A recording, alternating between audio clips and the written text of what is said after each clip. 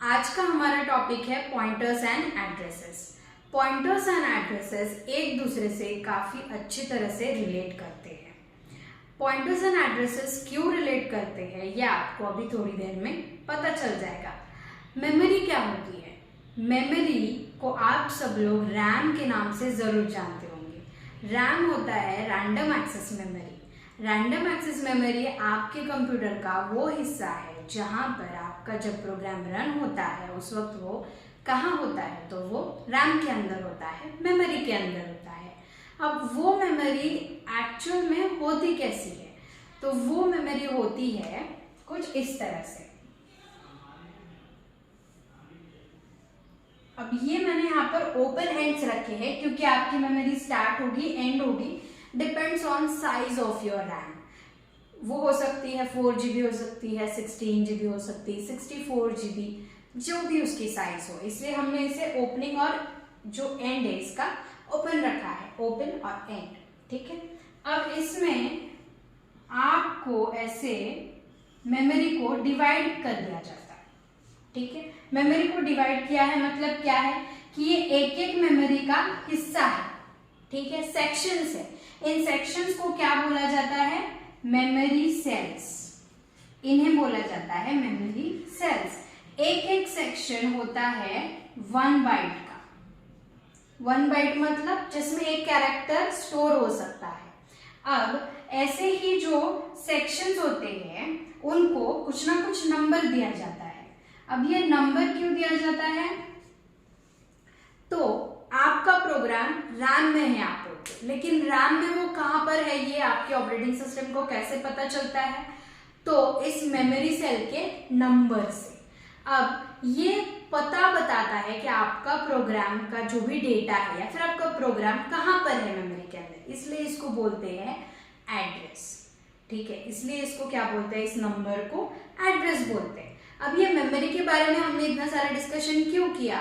क्योंकि यही एड्रेस जो है ये स्टोर करने का, ये होल्ड करने का काम कौन करता है?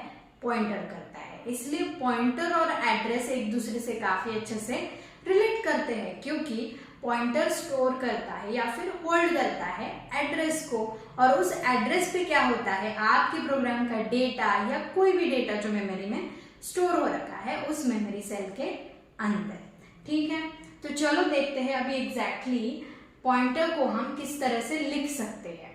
अब मान लो ये मेरा P पॉइंटर है। यहां पर अभी पॉइंटर के अंदर रखना क्या है? हमें एड्रेस रखना है। पॉइंटर क्या होल्ड करता है? एड्रेस होल्ड करता है। ये एड्रेस हम लेंगे कैसे? उस मेमोरी सेल का एड्रेस हम किस तरह से ले सकते हैं? तो उसके लिए एक ऑपरेटर दिया है C में जिसे हम बोलते हैं एंड। ये यूनरी ऑपरेटर है। एंड क्या काम करता है? एड्रेस देने का काम करता है। किस चीज का? वो सारे ऑब्जेक्ट्स जो भी मेमोरी में प्रेजेंट होते हैं उन सब का एड्रेस ये ऑपरेटर आपको देगा।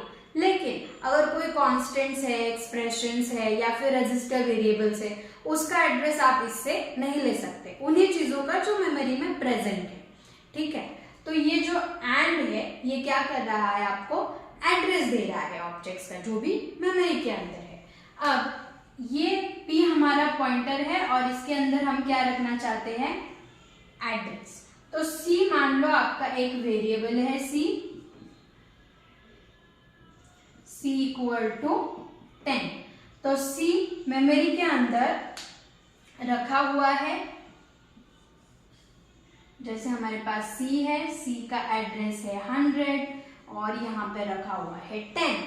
अब जब मैं बोलती हूँ P equal to and C, तो एंड देगा एड्रेस, तो इसका मतलब ये देगा 100 और P के अंदर क्या स्टोर हो रहा है? 100 स्टोर हो रहा है। ठीक है। ये हम हटा देते हैं। तो इस तरीके से आप एड्रेस स्टोर कर सकते हो। अब मैं आपको ये बताऊंगी कि जो पॉइंटर है उसको आप किस तरह से डिक्लेयर कर सकते हो, उसमें जो भी वैल्यूज असाइन करनी है वो कैसी होगी, उस एड्रेस के ऊपर की जो वैल्यू है उसको कैसे आप रिट्रीव कर सकते हो। ठीक है। जैसे अभी मैंने डिक्लेयर किया है int y equal to 10, int x equal to 20। ठीक है, अब y में 10 है, x में 20 है। यहाँ पर हम उसका मेमोरी ब्लॉक बना लेते हैं ताकि हमें जो समझने में है वो काफी आसानी हो जाएगी। तो y का मान लो एड्रेस है हमारा 100 और x का है 200। ठीक है, y में रखा हुआ है 10 और x में रखा हुआ है 20। अब हम यहाँ पर एक पॉइंटर लेंगे जो कैसे डिक्लेयर करते हैं, ऐसे डिक्लेयर करते हैं। इसको कैसे पढ़ेंगे हम, p is a pointer to integer. इसका मतलब p ऐसी जगह का एड्रेस, p ऐसे वेरिएबल का एड्रेस स्टोर करेगा जिसका टाइप होगा इंटीजर। तो यहां पर p इक्वल टू हमें स्टोर करना है y का एड्रेस। ठीक है, अब जिस तरह से एंड जो दिया है, ठीक है, दो चीजें हैं, एक है एड्रेस ऑफ वेरिएबल और एक है उस वेरिएबल की वैल्यू। तो वैल्यू को कैसे हम ले सकते हैं, वैल्यू को लेने के लिए भी एक ऑपरेटर है हमारे पास जिसे स्टार बोला जाता है, जिसे आप डी रेफरेंस ऑपरेटर बोल सकते हो। ठीक है, डी रेफरेंस ऑपरेटर क्या करेगा, अब देखो मैंने यहाँ पर क्या किया है, स्टार p इक्वल टू 10 करा मैंने, y की वैल्यू ऑलरेडी 10 है तो हम इसे 70 कर सकते हैं। ठीक है, स्टार p, स्टार क्या करेगा, p हमने लिखा ही नहीं है तो p को भी मेमोरी में रिप्रेजेंट कर लेते हैं। p का खुद का एड्रेस अलग है लेकिन p स्टोर क्या कर रहा है, address of y, address of y है 100, तो ये पॉइंट किसे कर रहा है, इसे पॉइंट कर रहा है। अब स्टार p मतलब p के पास जो एड्रेस है उसकी वैल्यू। ठीक है, स्टार p इक्वल टू 70, तो अपडेट क्या होगा, ये मेमोरी होगा क्योंकि इस एड्रेस पर ये वैल्यू है। ठीक है, अब ये हो गया एड्रेस, हम किस तरह से चेंज कर सकते हैं। अगर हमने सपोज अभी क्या किया, स्टार p इक्वल टू 0, तो अगेन सेम, तो 70 की जगह 0 आ जाएगा। यहां पर अब मैंने कुछ दो अलग तरीके से स्टेटमेंट्स लिए हैं, जिससे आप देख सकते हो इंट x इक्वल टू 10 और स्टार p में हमने x का एड्रेस स्टोर किया है, तो ये इस तरह से ये इसे पॉइंट करेगा। अब यहाँ पर दो एक्सप्रेशंस लिखी हुई है, इनको हम किस तरह से सॉल्व कर सकते हैं। Star p equal to star p plus 1 का मतलब क्या है, तो स्टार p मतलब है वैल्यू। ठीक है, अब दो ऑपरेटर्स का आपको एकदम अच्छे से ध्यान रखना है, एंड मतलब एड्रेस, स्टार मतलब वैल्यू। तो यहाँ पर डी रेफरेंस ब्रैकेट में रखकर आप इसका मेन जो मीनिंग है वो नोट कर लीजिए कि ये वैल्यू है और इसका मतलब ये एड्रेस है।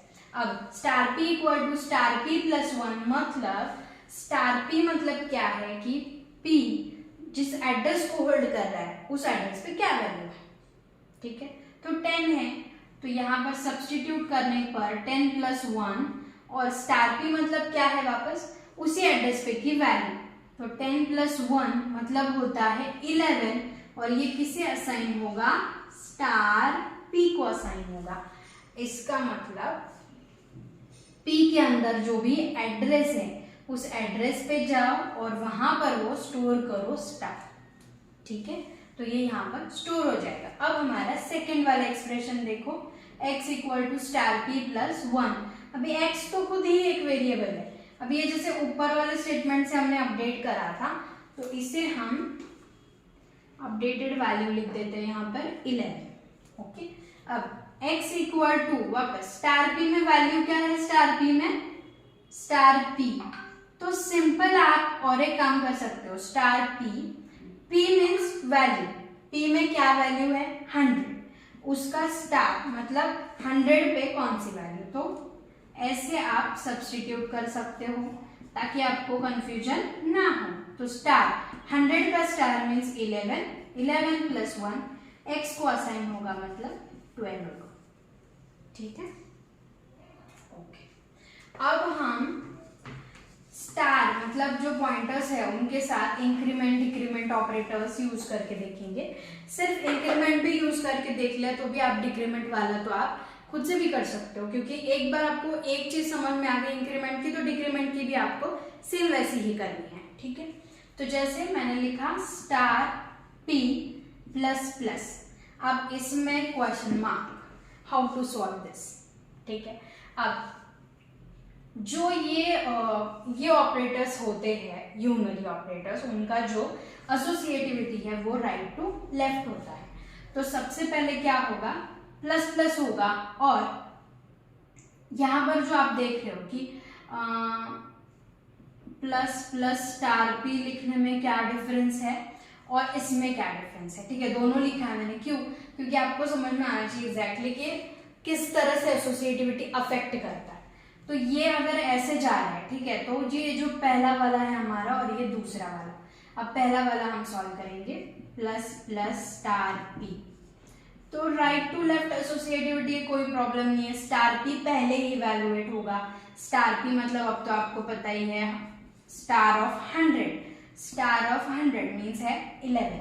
अब 11 वैल्यू को प्लस प्लस होगी, ठीक है, प्लस प्लस होगी मतलब 12 हो जाएगी, तो वो वैल्यू जो है कहाँ पे स्टोर होगी, यहाँ पर, तो ये हो गई 12। लेकिन ये वाला तो बहुत इजी है, बट ये वाला कैसे करोगे, क्योंकि इसमें क्या हो जाएगा, राइट टू लेफ्ट एसोसिएटिविटी होने की वजह से, यहाँ पर मैं लिख देती हूँ राइट टू लेफ्ट एसोसिएटिविटी, तो पहले प्लस प्लस हो जाएगा। ठीक है, तो यहाँ पर आपको ब्रैकेट लिखना कंपलसरी है अगर आप उस एड्रेस पे की वैल्यू को इंक्रीमेंट करना चाहते हो, एड्रेस को नहीं। अगर एड्रेस को इंक्रीमेंट करना है तो ब्रैकेट्स हटा दो, क्योंकि राइट टू लेफ्ट है इसलिए मतलब पहले इंक्रीमेंट ऑपरेटर काम करेगा और फिर स्टार ऑपरेटर। ठीक है, मतलब मेमोरी में जहां पर भी p है, p प्लस प्लस हो जाएगा, मतलब वो 1000 है तो 1001 पे चला जाएगा, ठीक है, या फिर 1002 पे चला जाएगा। लेकिन हमें क्या चाहिए, हमें तो इस एड्रेस पे की वैल्यू अभी के लिए अपडेट करनी है, इसलिए हमने क्या किया, ब्रैकेट डाल दिया, ताकि स्टार p वापस हम इवैल्यूएट करेंगे, star of 100 plus plus star of 100 क्या हो गया है, 12 हो गया है, प्लस प्लस उसी जगह पर स्टोर करो मतलब 13 करो। ठीक है, तो अब हमारा एक लास्ट पॉइंट बचा हुआ है, वो हम देख लेते हैं कि पॉइंटर्स जो है, पॉइंटर्स को वेरिएबल भी बोला जाता है। ठीक है, पॉइंटर्स वेरिएबल भी है ना खुद। कौन से वेरिएबल है पॉइंटर्स, जैसे इंट स्टार लिखा है यहाँ पर, तो इंट स्टार मतलब ये आप सिर्फ इतना अगर पकड़ लेते हो तो p is a pointer to integer, मतलब p इज अ वेरिएबल। अब वेरिएबल होने के कारण अगर आप दूसरा और एक पॉइंटर लेते हो जिसमें किसी और वेरिएबल का आपने एड्रेस रखा हुआ है, तो y equal to 20 and like this you can do it. अब वेरिएबल्स जैसे x इक्वल टू y आप कर सकते हो, वैसे ही आप q इक्वल टू p भी कर सकते हो। अब इसको थोड़ा सा मेमोरी डायग्राम में हम समझते हैं। जैसे हमारे पास p है, p का खुद का कोई तो एड्रेस है, ठीक है, और p के पास किसका एड्रेस है, x का एड्रेस है, तो ये है हमारा x जिसका एड्रेस है 100, यहाँ पे रखा हुआ है 10, ये अभी इसको पॉइंट कर रहा है। अब हमारे पास है q, q के पास किसका एड्रेस है, y का, y को हमने दिया 200, y में वैल्यू है 20, तो यहाँ पर स्टोर होगा 200।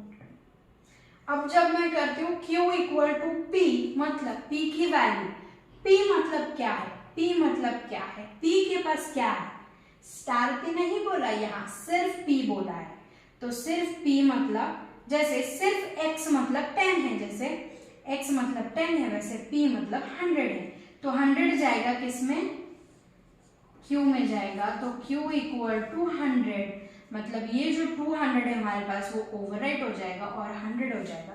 अब ये जो y को पॉइंट करा तो y को नहीं करेगा, वो x को ही पॉइंट करेगा। ठीक है, तो इस तरह से आप पॉइंटर्स को एज अ वेरिएबल्स भी यूज, मतलब पॉइंटर्स एज अ वेरिएबल कैसे, एक बेनिफिट है हमारे पास, एक पॉइंटर दूसरे को आप असाइन कर सकते हो।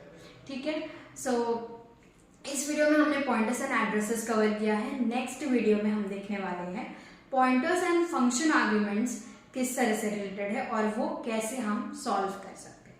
तो चलो आज के लिए बस इतना ही। Thank you.